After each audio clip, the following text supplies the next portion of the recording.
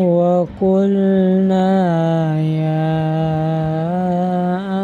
آدم اسكن أنت وزوجك الجنة وكلا منها رغدا حيث شئتما ولا تقربا هذه الشجرة فتكونا من الظالمين।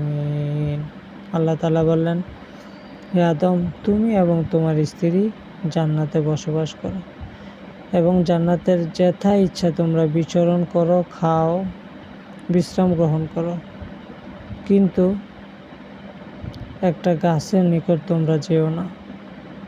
যদি যাও তাহলে তোমরা জালেমদের অন্তর্ভুক্ত হবে।